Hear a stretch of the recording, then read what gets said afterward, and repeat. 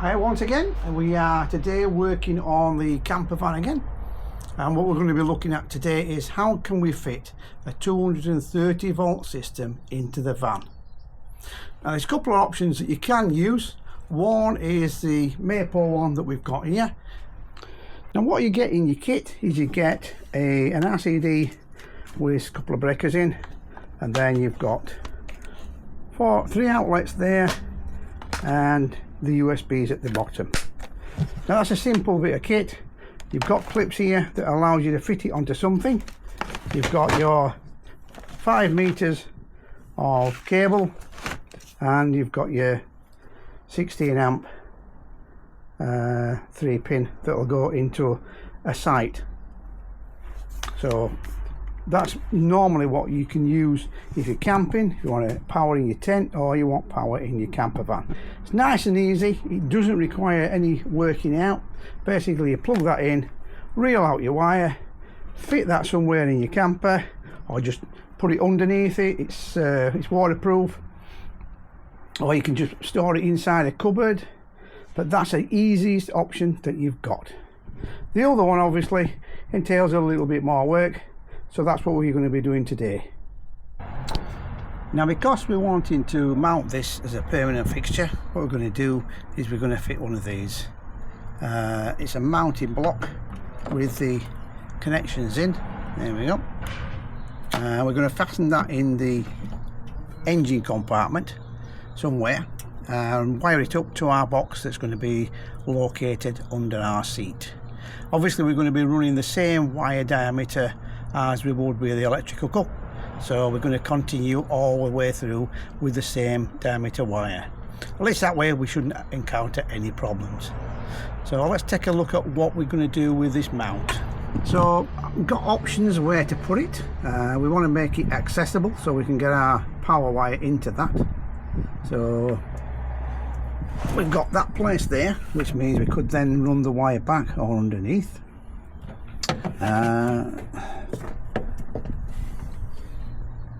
Could put it up there or further back, and what we're looking at is where it's accessible. We've got to run a wire to it no matter what, so it's just a case of where to put it. I mean, I could place it a little bit further back there, as long as we can get into that plug. So that's one option as to where to put that. I don't want to put it on the outside of the van. Realistically, I don't want to put a flap on either. Just with the edge of the van, I don't think it'll match. So in here, we've got it sort of like hidden. I'm liking this area here. Main thing is we can then open the engine lid, put his wire in, put the lid down, and it's all concealed. So that might, now because I've already installed a socket there and a socket here, I'm going to be putting my electrical box inside under the seat so that we can get to it quite easily, so access is there in case it trips out, but also to make sure it keeps nice and dry. So this is our reel that we'll use on site for our electrical cup, and we've got a plug and a socket on either end, obviously wired up correctly. And what I've just done now is I've taken approximately 2 meters of cable off this reel for my wiring in the van. So I'm using the same wiring all the way through, so we don't have any problems with it overheating or tripping out, and we should be okay with that. As you can see, we've got the socket already mounted, like I said earlier, so it's now a case of where do I put the RCD unit with the 16 amp breaker on it, and I'm limited basically under the seat. So I've been out to my local electrical wholesaler and I've bought this box along with the breakers in it, so it fits together. It's got a warning light on here, so it'll tell me when the power's on, and obviously it will do what a normal breakable box will do in a house. So I've wired this section up coming out, and that will go to the sockets at the back, and now we've got to decide where we're going to feed this one through into the back to where it's going to be at the socket at the other end. So I'm just trying to determine how to get the wiring through the bulkhead at the back. So I've just been in with the old drill and I've decided to put it into this hole here. The holes I've enlarged a little bit, and I put a rubber gland around so that obviously when you put your wire through, you're not going to get it chafing on the metal. So this wire that will come out or into the box will lead into there and into the back where the engine compartment is. I've tried to get it here so that it doesn't take up much room for our under-seat storage. So it's just a case now of feeding the wire through. So obviously that's going to go under the van. I'm just going to put a little bit of silicone around that one, just to make sure we don't get any water coming in there. I think I've drilled it a little bit on the large size, but at least it shouldn't be a problem. So we might put a clip on that one just to hold it there. So this looks to be the ideal position for our unit. Obviously with your own, you've got to decide where you want to put yours, but I think it will give us a bit more storage in this area and should be useful and should be safe. So when it comes to putting the wire or the cable through the bulkhead, what we need is some grommets. Now they do come in different sizes. That's an open one and that's a closed one. Now the good thing about the closed one is once you get it in to where it needs to go, you can push that in, and then if you want to put something in that's a little bit smaller, the hole, then you just make an X mark on there with the good old Stanley knife or a craft knife, and then you can feed the wires through. It seals it a little bit better. That one you've got to get realistically you've got to get the right size, otherwise like me you're going to be putting some silicone or something, some sealant round that. I think I've got some Tiger Seal, so I'll put some Tiger Seal around that. That will stop any noise, but also more importantly any water that may splash up round the wheel arch.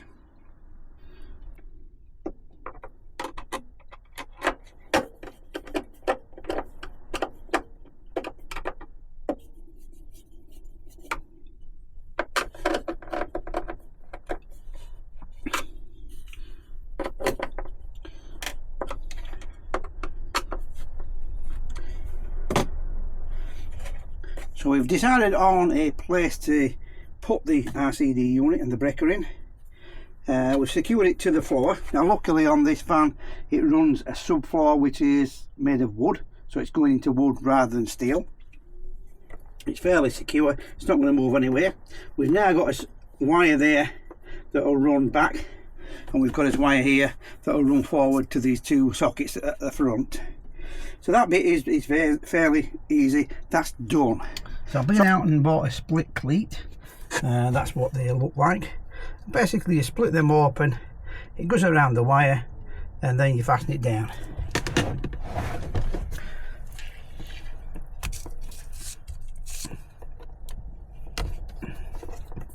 So it snaps in place, and then we decide where we're going to put that. Are we going to put it on the metal, or are we going to put it on the wood? I think we'll put that on the wood down there. That's it. So we'll use a screw there.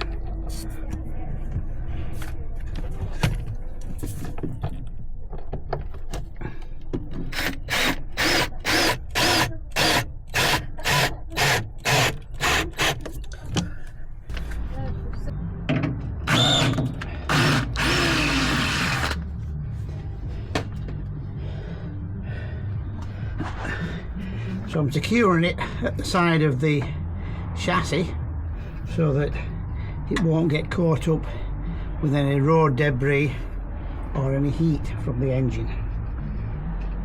So a little hole there, and then we'll secure it with a wrap on that one, and then we'll move on to drilling a hole a little bit up here for the wire to go into the engine bay.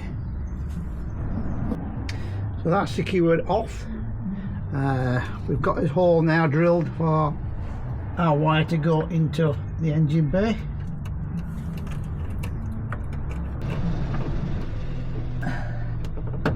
There we go.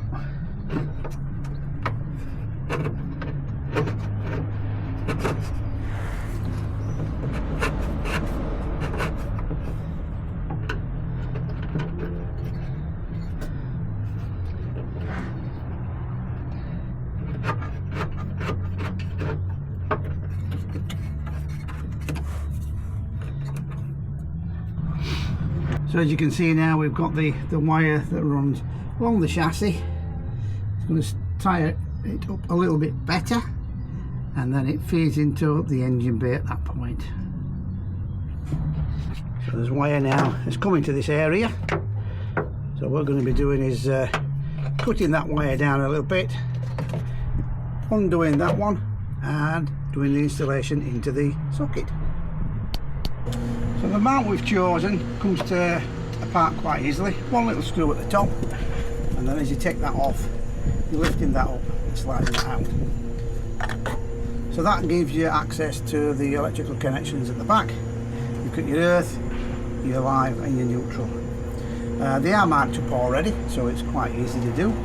And all we're going to be doing then is feeding that through, wiring that up, and then placing it in place.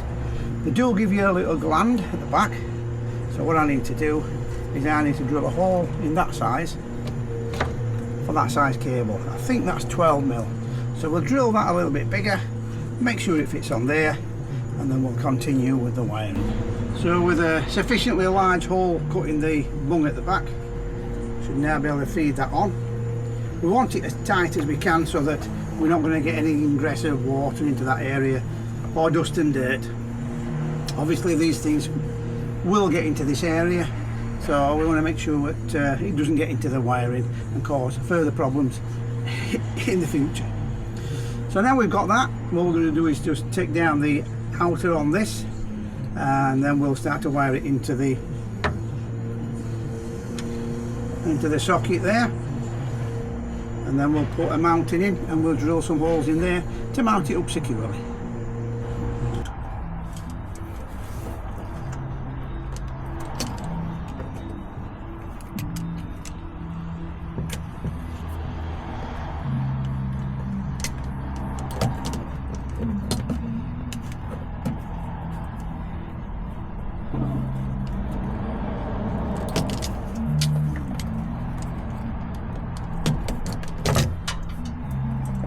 So now we've got his bare wires there. Going to be putting them into the electrical system.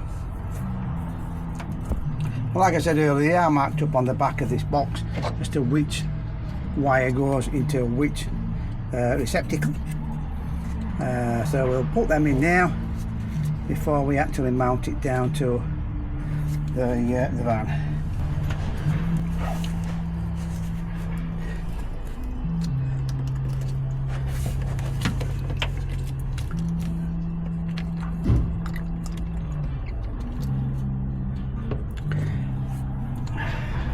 So we finally got the wiring in. If I'd have done this when I was doing this again, I would fit the wiring to the socket here, mount it all up, and then feed the wire through the other way, because limiting the amount of space we've got here has made it a little bit more difficult than expected. So that's firmly secured. I've done a little tug test on the wires to make sure they're not going to come out. So that's that in. Just got a screw on the back.